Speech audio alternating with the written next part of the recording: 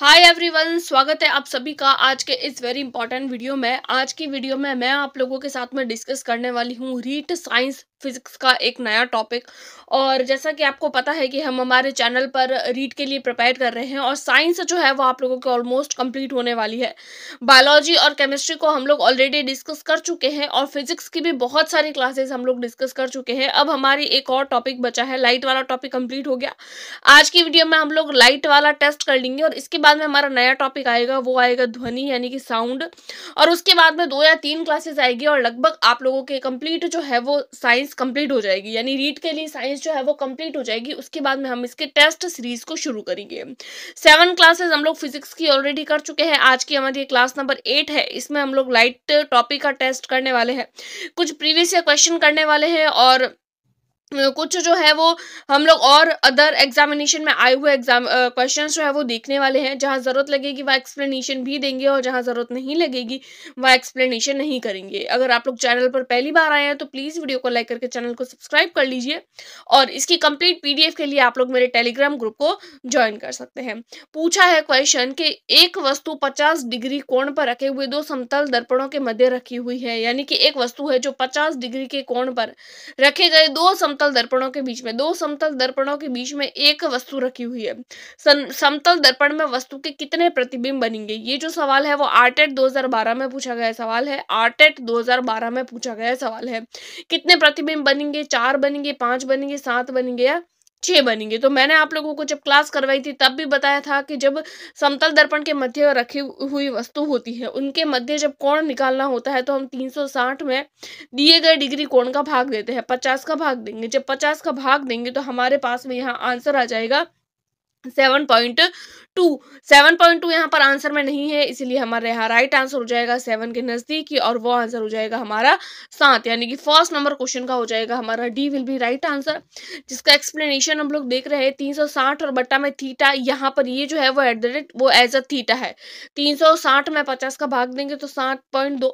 अगर विषम उत्तर होता है तो वही उत्तर रहता है और सम संख्या होता है तो 1 घटा देते हैं, यानी कि यहाँ पर देखिए विषम में उत्तर है 7.2 आया है, 7.2 है तो हम उसमें से जो है वो कुछ भी घटाएंगे नहीं। तो 7.2 तो ऑप्शन में नहीं है, लेकिन 7 है तो हम 7 को रखेंगे। और यहाँ पर अगर 6 उत्तर आता, मान लीजिए अगर 6 उत्तर आता तो हम उसमें से 1 घटा देते और उसको विषम करके 5 कर लेते, यानी विषम आता है तो वही उत्तर रहता है और सम संख्या आने पर हम उसमें से 1 को घटा देते हैं। आगे देख लेते हैं, एक उत्तल दर्पण से बना हुआ प्रतिबिंब कैसा होता है? रीट 2011 में पूछा गया सवाल। आभासी व सीधा, वास्तविक व सीधा, आभासी व उल्टा और वास्तविक व उल्टा। तो आप लोगों को बताना है कि एक उत्तल दर्पण से बनने वाला प्रतिबिंब कैसा होता है। तो बहुत इजी है, एक उत्तल दर्पण से बनने वाला प्रतिबिंब जो होता है वो आभासी भी होता है और सीधा भी होता है। आगे देखेंगे हम लोग थर्ड नंबर क्वेश्चन। एक आपतित प्रकाश की किरण के लिए यदि दर्पण को थीटा कोण से घुमाया जाता है तो परावर्तित किरण का घुमाव कितना होगा? यानी आपतित किरण को यदि आपतित किरण के लिए दर्पण को अगर थीटा कोण से हम लोग घुमाते हैं तो परावर्तित कोण का मान कितना होगा? आरटेट 2011 में पूछा गया सवाल है। थीटा होगा, 2 थीटा होगा, 90 डिग्री होगा या 0 डिग्री होगा? ये सवाल मैंने आप लोगों को जब क्लास करवाई थी तब भी बताया था कि अगर किसी दर्पण को थीटा कोण पर घुमाते हैं तो परावर्तित किरण का मान जो होता है वो 2 थीटा हो जाता है। तो यहाँ पर थर्ड नंबर क्वेश्चन का हो जाएगा हमारा B will be right answer. आगे देखेंगे हम लोग, दूरदृष्टि दोष के मरीज को किस प्रकार का चश्मा दिया जाता है? आरटेट 2011 में पूछा गया सवाल है। शून्य क्षमता का चश्मा, मिश्रित लेंस, सूर्य क्षमता का लेंस, मिश्रित लेंस, उत्तल लेंस और अवतल लेंस। तो दूर दृष्टि दोष वाले जो चश्मे जो मरीज होते हैं उनको उत्तल लेंस जो है वो दिया जाता है। तो फोर्थ का हो जाएगा C will be right answer. आगे देखेंगे हम लोग फिफ्थ नंबर क्वेश्चन। एक समतल दर्पण में 2 मीटर ऊंचाई की वस्तु का पूर्ण प्रतिबिंब देखने के लिए दर्पण की न्यूनतम दूरी कितनी होनी चाहिए? मैंने आप लोगों को बताया भी था जब क्लास करवाई थी कि समतल दर्पण की ऊंचाई जो है वो जो वस्तु है उसकी आधी होनी चाहिए। तो यहाँ पर वस्तु कितनी ऊंचाई है? वस्तु की 2 है तो दर्पण की उसकी आधी यानी 1 मीटर होनी चाहिए। ये सवाल आप लोगों के रीट 2018 में पूछा गया सवाल है और इसका राइट आंसर हो जाएगा 1 मीटर। आगे देखेंगे हम लोग सिक्स्थ नंबर। हवा से तेल में गति करने वाली प्रकाश की किरण के लिए निम्नलिखित में से कौन सा कथन सत्य है? हवा से तेल में, हवा क्या है यहाँ पर? हवा है यहाँ पर विरल माध्यम, सबसे पहले विरल माध्यम, और तेल में आ रही है यानी कि सघन माध्यम में आ रही है। सघन अविरल क्या होता है, जिसके कण दूर दूर होते हैं वो विरल होता है, जिसके कण पास पास होते हैं वो सघन होता है। तो हवा के कण जो होते हैं वो दूर होते हैं और जो तेल के कण होते हैं वो पास पास होते हैं। तो फिर यहाँ पर क्या होगा, तेल विरल विरल से सघन में आती है। अब कोई भी चीज है, देखिए विरल यानी जिसके कण दूर दूर है और सघन में आ रही जिसके कण पास पास है। कण पास पास होते हैं तो यहाँ पर क्या होगी, प्रकाश की गति कम हो जाएगी। तो आप लोगों को आंसर बताना है कि हवा से यानी विरल से सघन की ओर आती है तो प्रकाश की किरण के लिए कौन सा कथन सत्य हो जाता है। प्रकाश की गति कम हो जाती है, किरण अभिलंब की ओर झुक जाती है। प्रकाश की गति बढ़ जाती है, किरण अभिलंब से दूर झुक जाती है। प्रकाश की गति बढ़ जाती है और किरण अभिलंब अभिलंब की ओर झुक जाती है।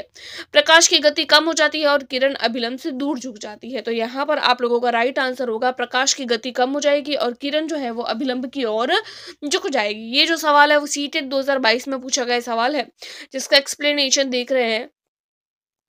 प्रकाश की किरण जब एक माध्यम से दूसरे माध्यम में जाती है तो प्रकाश तरंगों की आवृत्ति वही रहती है, लेकिन उसकी तरंग दैर्ध्य व वेग बदल जाते हैं। क्लास में हम लोगों ने डिस्कस किया था, जब प्रकाश किरण किसी विरल माध्यम हवा से सघन माध्यम तेल या जल में जाती है तो उसकी गति धीमी हो जाती है, किरण अभिलंब की ओर झुक जाती है। इस प्रकार जब प्रकाश हवा से तेल में प्रवेश करता है तो प्रकाश की गति कैसी हो जाती है, कम हो जाती है और किरण अभिलंब की ओर झुक जाती है।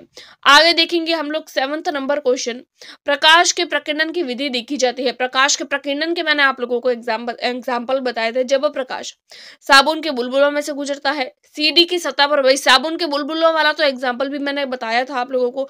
साबुन के बुलबुलों में से गुजरेगा तो साबुन के जो बुलबुले होंगे वो चमकदार दिखेंगे, कलरफुल दिखेंगे। सीडी की सतह भी कलरफुल दिखती है और वर्षा की बूंदें भी कलरफुल दिखती है, लेकिन चमकते कंचे जो होते हैं वो हम लोगों को कलरफुल दिखते नहीं है। तो डी नहीं होगा यहाँ पर, ये तीनों के तीनों जो है वो चीजें हो जाएगी। तो 7th का हो जाएगा ए, बी और सी, और ए बी सी जो है वो आप लोगों की ए में है, इसलिए 7th नंबर क्वेश्चन का हो जाएगा ए विल बी राइट आंसर। ये जो सवाल है सीटेट 2022 में पूछा गया सवाल है, जिसका एक्सप्लेनेशन हम लोग देख रहे हैं। प्रकाश का प्रकीर्णन, जब प्रकाश किसी ऐसे माध्यम से गुजरता है जिसमें धूल तथा अन्य पदार्थों के कण सूक्ष्म कण होते हैं तो उनके द्वारा प्रकाश से सभी दिशाओं में फैल जाता है। इस घटना को प्रकाश का प्रकीर्णन कहते हैं। प्रकाश के प्रकीर्णन की विधि निम्न परिघटनाओं में देखी जाती है।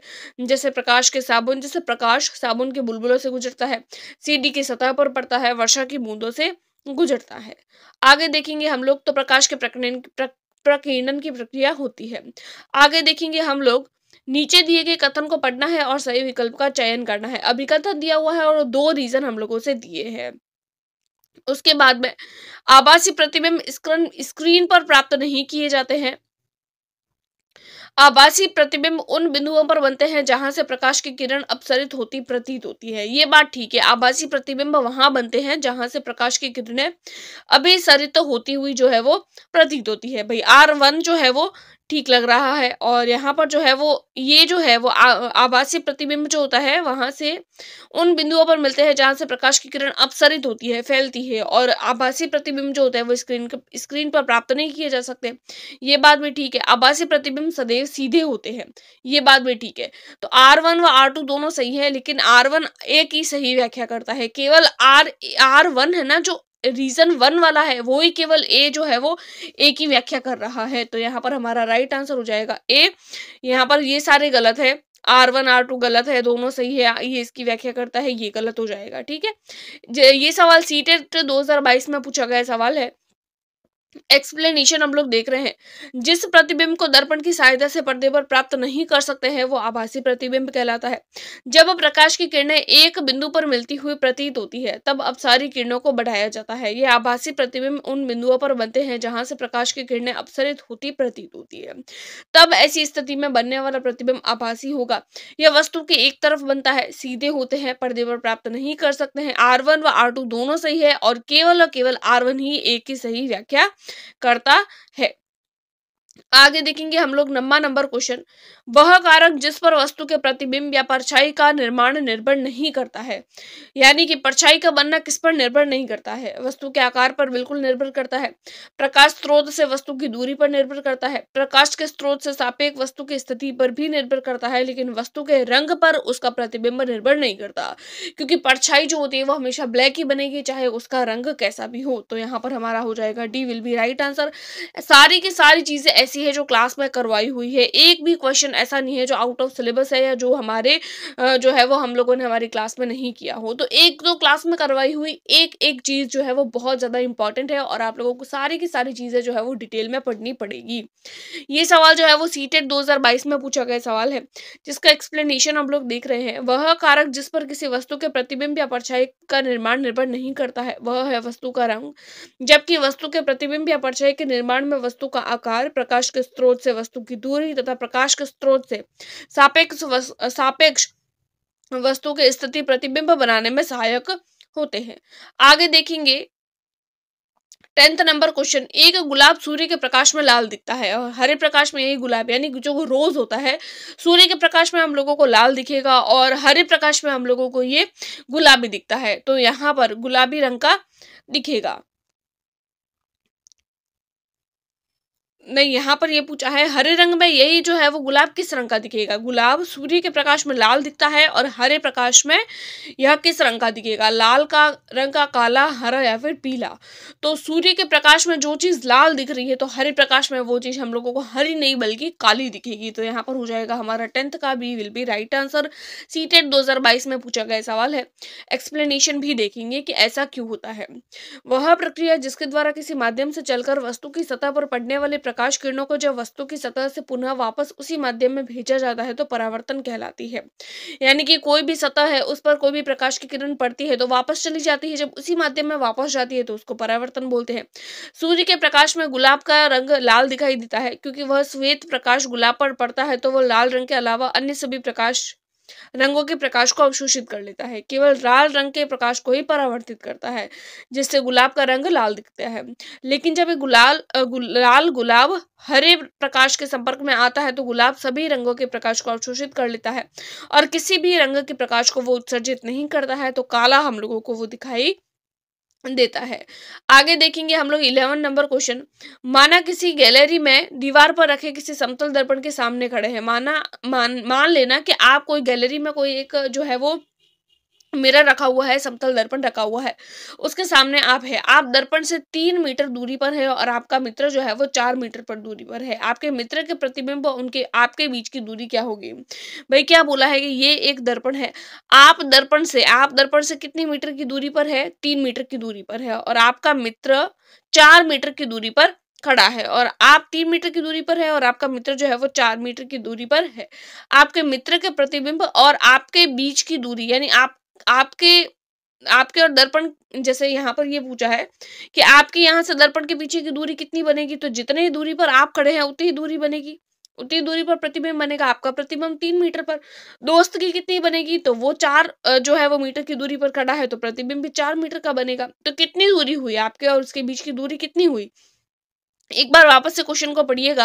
क्या बोला है, देखिए ये दर्पण है, ये आप है 3 मीटर पर, दोस्त है 4 मीटर पर, मित्र का प्रतिबिंब वापस बनेगा 4 और आपके बीच की दूरी ये हो गई। अब ये आपके बीच की दूरी और ये मित्र के बीच की दूरी, टोटल दूरी कितनी हो गई, टोटल दूरी हो गई 7। 3 और 4 7, दोनों के बीच की दूरी कितनी हो जाती है, 7 हो जाती है। तो यहाँ पर 11 का हो जाएगा, C will be right answer. CTET 2022 में पूछा गया क्वेश्चन। आगे देख लेंगे हम लोग 12th नंबर क्वेश्चन। श्यामा किसी समतल दर्पण के सामने 1 मीटर दूरी पर खड़ी होकर अपने प्रतिबिंब का प्रेक्षण कर रही है। वह 2 कदम पीछे हटती है। अब देखिए श्यामा है, समतल दर्पण के सामने 1 मीटर की दूरी पर खड़ी है। अब वो अपना प्रतिबिंब यानी कि प्रेक्षण जो है वो छाया देख रही है, यानी कि अपना जो मिरर इमेज है उसको देख रही है।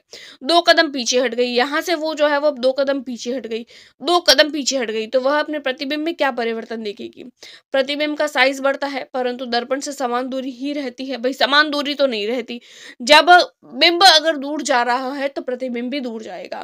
प्रतिबिंब का साइज समान रहेगा, बिल्कुल प्रतिबिंब तो उतना ही बनेगा जितने की वस्तु है, बड़ा या छोटा कैसे बनेगा, और दर्पण से दूर चली जाएगी। भाई यहाँ पर वो वस्तु पहले 1 मीटर की दूरी पर थी, 2 कदम पीछे चली गई, तो आप लोगों का मिरर इमेज भी तो 2 कदम पीछे चला जाएगा, तो दर्पण से वो क्या होगा, दूर चला जाएगा। प्रतिबिंब का साइज समान रहता है, दर्पण के निकट नहीं आएगा और साइज नहीं बढ़ेगा, साइज भी समान रहेगा और दर्पण से दूर चला जाएगा। तो यहाँ पर 12th का हो जाएगा, B will be right answer. CTET 2022 में पूछा गया क्वेश्चन आगे देखेंगे हम लोग 13 नंबर।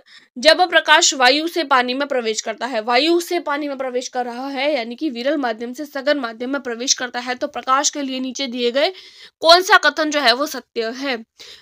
प्रकाश जो है वो विरल से सघन में आ रहा है।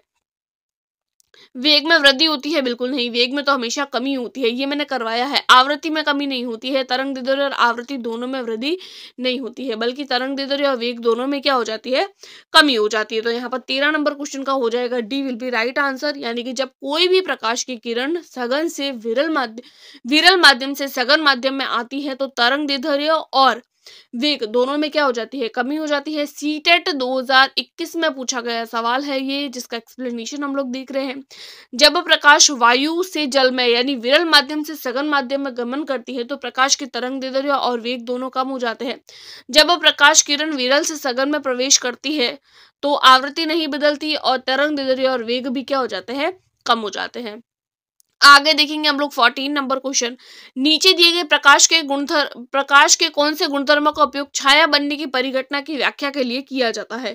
यानी कि छाया बनने की परिघटना के लिए कौन सी एक बात ठीक है? प्रकाश सरल रेखा में गमन करता है, बात बिल्कुल ठीक है, तो पहला तो ठीक हो जाएगा, तो पहला इसमें नहीं है, ये हट गया।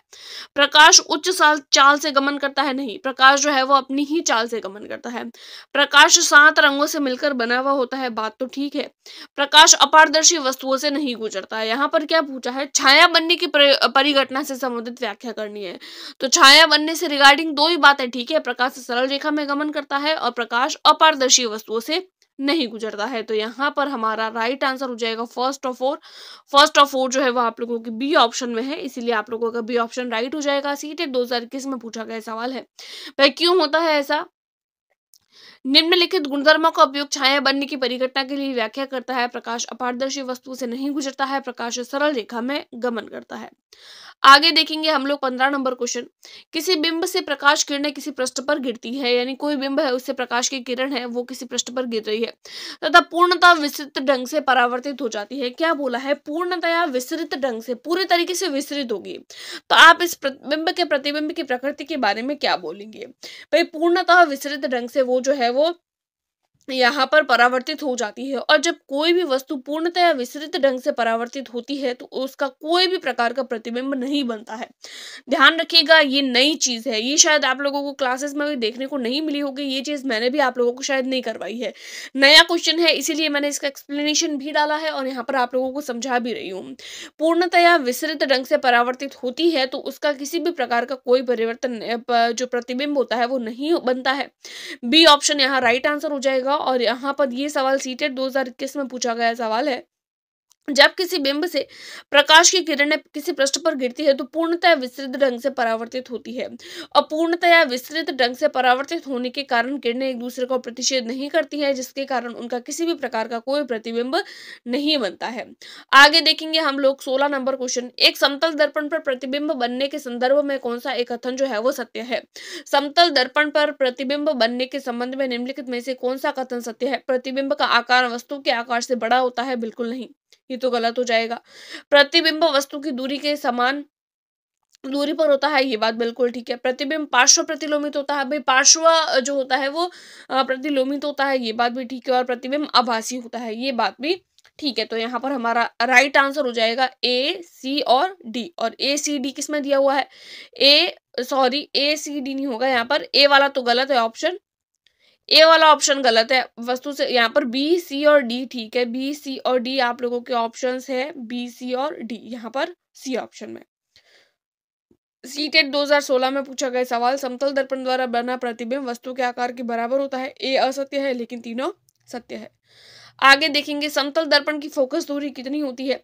धनात्मक, ऋणात्मक, शून्य, अनंत। तो समतल दर्पण की फोकस दूरी अनंत होती है, क्लासेस में करवाई हुई चीज है। आगे देखेंगे छाया कैसे बनती है, तो मैंने बताया था छाया कब बनती है? जब प्रकाश पथ में कोई पारदर्शी वस्तु रखते हैं, प्रकाश के पथ में कोई अपारदर्शी वस्तु रखते हैं, प्रकाश पथ में कोई पारभासी वस्तु रखते हैं, या प्रकाश पथ में कोई वस्तु नहीं रखी जाए। तो छाया कब बनती है? जब प्रकाश के पथ में जब अपारदर्शी वस्तु रखी जाती है, क्लासेस में करवाया भी है। जब छाया तब बनती है जब प्रकाश के पथ में कोई अपारदर्शी वस्तु रखी जाती है, तो छाया बनती है। आगे देखेंगे हम लोग, छायादार पेड़ के नीचे तथा कमरे के अंदर प्रकाश प्राप्त होता है, यानी छायादार पेड़ के नीचे भी प्रकाश प्राप्त होता है और कमरे के अंदर भी प्रकाश प्राप्त होता है। विस्तृत परावर्तन के कारण, नियमित परावर्तन के कारण, अपवर्तन के कारण या पूर्ण आंतरिक परावर्तन के कारण। तो ये हम लोगों ने क्लासेस में भी देखा है कि विस्तृत परावर्तन के कारण जो है वो छायादार पेड़ के नीचे और कमरे के अंदर प्रकाश प्राप्त होता है। आगे देखेंगे, हीरे के चमकने का क्या कारण है? अपवर्तन, परावर्तन, पूर्ण आंतरिक परावर्तन या इनमें से कोई नहीं। तो हीरे के चमकने का कारण हो जाता है पूर्ण आंतरिक परावर्तन। तो इस तरीके से हम लोगों ने टोटल 20 क्वेश्चंस डिस्कस किए। आप लोग इसकी पीडीएफ के लिए टेलीग्राम ग्रुप को ज्वाइन कर लीजिए, वहां आपको इसकी पीडीएफ मिल जाएगी आंसर के साथ में। आई होप आप लोगों को क्लासेस पसंद आ रही है। तो अपने दोस्तों के साथ में शेयर जरूर करें। Thanks for watching.